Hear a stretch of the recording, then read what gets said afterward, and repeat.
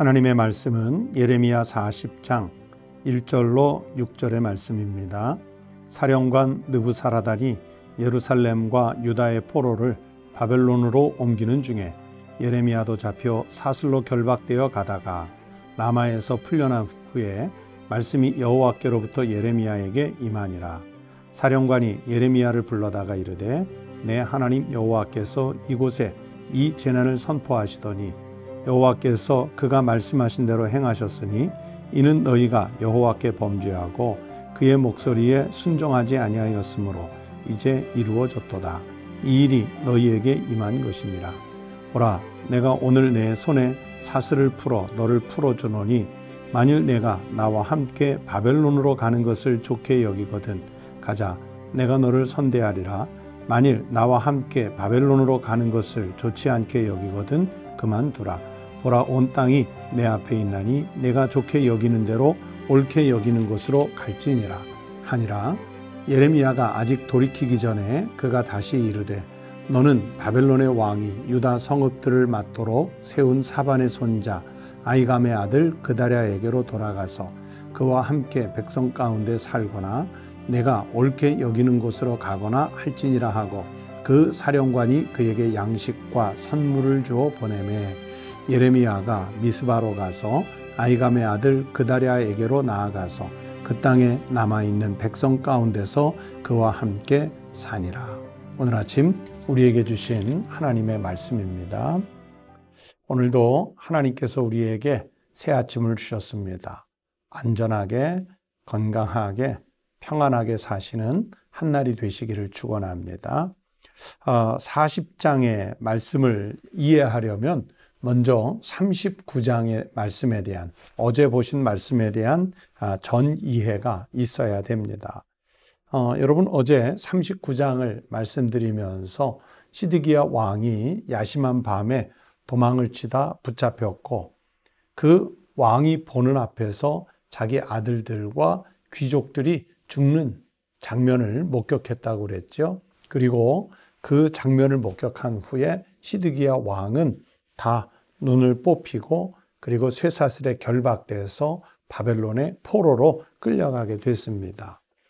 이 유다의 마지막 왕 시드기야가 얼마나 치욕적인 수모를 겪는 장면인지 이 39장은 이스라엘 입장에서 볼 때는 아주 끔찍한 내용의 말씀입니다.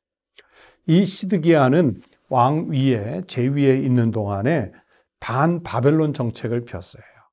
자기 앞에 여호야긴 왕이 3개월 만에 폐위되고 또 바벨론 제국에 의해서 왕으로 옹립이 됐지만 그러나 바벨론과 친하지 않고 애굽을 기반으로 해서 다른 주변의 나라들과 반바벨론 정책을 펴려고 했던 왕입니다. 그 친애굽 동맹이었죠. 열왕기하 25장에 이 내용과 관련한 말씀이 상세하게 묘사가 되어 있으니까 이 39장, 40장 말씀을 이해하려면 나중에 꼭 시간을 내서 열왕기하 25장을 읽어주시면 고맙겠습니다. 말씀드린 대로 왕자들은 죽고 왕의 눈은 뽑히고 그리고 포로로 끌려가게 되고 열왕기하 25장 9절을 보면 성전, 왕궁, 귀족 집들이 다 모두 불사름을 당하는 거예요. 그리고 마침내는 예루살렘 성의 상징과도 같았던 그 성벽이 허물어집니다. 25장 10절에 열왕기하 25장 10절에 보시면 성벽이 허물어져요. 그리고 이 이스라엘 민족에게 있어서 세상의 어느 것과 절대 바꿀 수 없는 제일 소중한 것이 성전인데 그 성전 안에 있는 모든 기물들이 다 탈취를 당해서 바벨론 제국으로 옮겨가게 됩니다. 한마디로 이제 예루살렘, 남유다의 모든 핵심이라고 하는 것은 초토화가 되고 황폐화가 되는 그런 상황이었어요. 자, 그런데 오늘 이 40장으로 넘어오면서 보면요. 오늘 1절부터 6절의 말씀을 읽었는데 이 난폭한 점령군들도요. 왜 이렇게 남유다 왕국이 무너지게 됐는지 하나님의 뜻을 알아요. 2절 말씀에 보면 이 전쟁을 앞장서서 이끌어왔던 바벨론의 느부사라단 사령관이 뭐라고 말하는지 보세요. 사령관이 예레미야를 불러다가 이르되 내 하나님 여호와께서 이 재난을 선포하시더니 그랬어요. 또 3절에 보시면 여호와께서 그가 말씀하신 대로 행하셨으니 이는 너희가 여호와께 범죄하고 그의 목소리에 순종하지 아니하였으므로 이제 이루어졌도다. 이 일이 너희에게 임한 것이니라.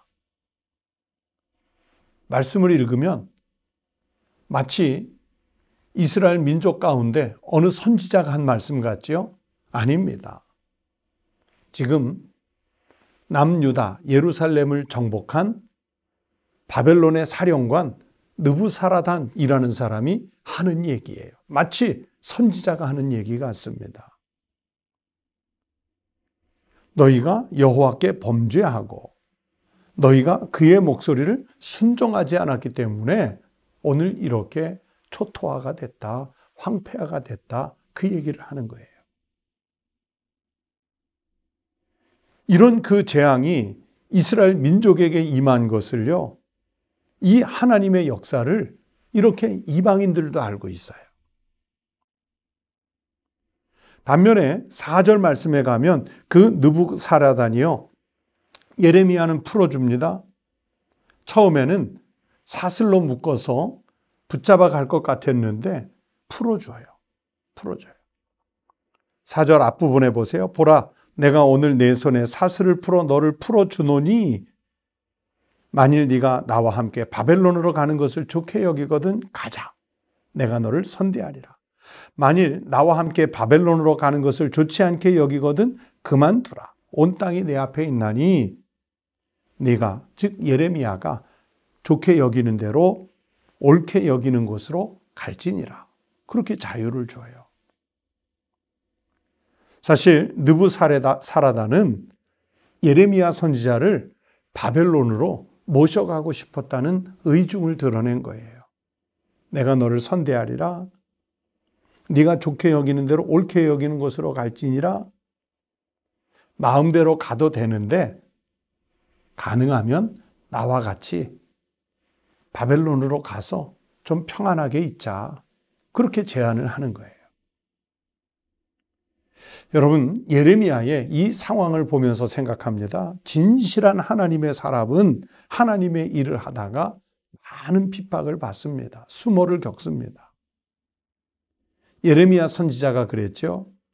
하나님 말씀 제대로 선언하다가 여러 차례 옥에 갇히고 매를 맞고 그리고 선포한 그 하나님의 말씀이 진짜 하나님의 말씀인지 왕과 신하들과 거짓 선지자들에 의해서 끊임없이 의심을 받고 어용 선지자들에게 아주 갖은 모욕을 당하는 그런 수모를 예레미야 선지자가 겪었었잖아요. 그런데 오늘 이 말씀을 보면 뜻밖에도 하나님은 이 하나님을 알지 못하는 사람들에게, 즉 이방인들에게 진실한 하나님의 말씀의 선지자가 인정을 받을 수 있도록 그렇게 인도해 주십니다. 예레미야 선지자는 여기에서 자유를 얻고 존경을 받는다는 것을 보여주고 있습니다. 오늘 우리는 어떻게 살아야 할까요? 이 암담한 시대, 암흑의 시대에 하나님의 백성 그리스도인으로서 어떤 삶을 살아야 할까요? 우리도 마찬가지입니다. 하나님의 일을 잘하면서 말씀에 순종하는 삶을 살려고 하면 십자가를 져야 할 때가 있습니다. 사람들에게 조롱을 당하고 손가락질 당하는 이런 수모를 겪을 수도 있습니다. 그러나 나중에 하나님 앞에서 이 모든 진실함이 다 드러나는 때가 있을 것이고 하나님이 그 진실한 하나님의 백성들에게 얹어주시는 영광을 누리게 될 수 있습니다. 그래서 사도 바울은 골로새서 3장 23절에서 말씀했습니다. 무슨 일을 하든지 마음을 다하여 주께 하듯 하고 사람에게 하듯 하지 말라. 우리가 사람에게 하듯 눈가림만 가리는 그런 신용으로 하지 말고 정말 진심으로 마음을 다해서 죽게 하듯 하면 이 땅에서는 비록 핍박도 당하고 수모를 겪을 수도 있지만 마침내는 하나님께서 예레미야를 보호하듯이 그리고 이방인들에게 인정받고 선대받게 하시듯이 그런 인정과 그런 선대를 오늘 우리도 받을 수 있다는 말씀입니다. 성도 여러분, 하나님 앞에서 진실하게 잘 감당하는 삶을 살아가는 성도 되시기 바랍니다. 그래서 마지막 때에 하나님께서 그 진실한 하나님의 백성에게 주시는 상급을 받을 수 있는 믿음의 성도가 되시기를 주의 이름으로 축원합니다. 기도하겠습니다. 하나님 아버지 감사합니다. 저희들이 이 땅에 살면서 우리로 하여금 하나님 백성답게 살지 못하게 하려는 많은 시험과 유혹들이 있을 것이나 주님, 예레미야 선지자가 그랬던 것처럼 우리는 어떤 위협과 박해에도 불구하고 우리가 지켜야 할 하나님의 말씀, 우리가 살아야 할 신실한 하나님의 백성의 삶을 살아가게 하여 주시옵소서. 그래서 우리가 이 땅에서는 핍박을 받으나 장차 하나님 나라에서 얻을 영광을 기대하며 오늘도 하나님의 백성으로서 부끄럽지 않은 삶을 살아갈 수 있게 해 주시옵소서. 새벽을 깨워 기도하는 우리 성도들의 기도를 들어주시옵소서. 아픈 성도들을 치유하여 주시옵소서.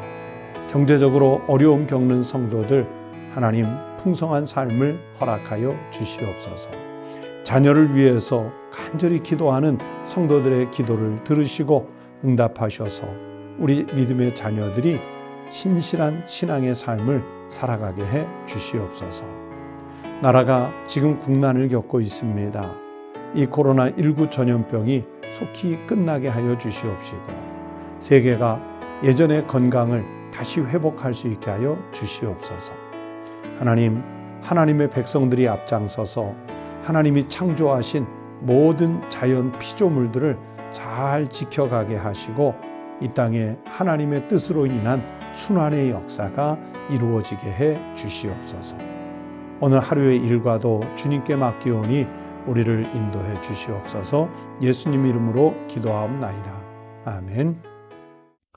오늘 들으신 하나님의 말씀을 생각하면서 첫 번째, 내가 교인으로서 그리고 국민으로서 무슨 일을 하든지 하나님 앞에서 신실한 신앙인다운 삶을 살아내도록 기도하십시다. 두 번째는 우리 교회 모든 성도들이 이 위기의 때에 안전하고 평안한 삶을 살도록 서로가 서로를 위해 중보 기도해 주시기 바랍니다. 그리고 세 번째는 여러분, 이 위기의 시대에 내 심령을 불안하게 하는 요소들이 많지요. 내 심령 속에 있는 걱정과 근심과 염려들이 다 사라지고 우리 주님의 그 은혜로 채워주시는 평안이 임할 수 있도록 기도하시기를 바랍니다. 다 함께 기도하겠습니다.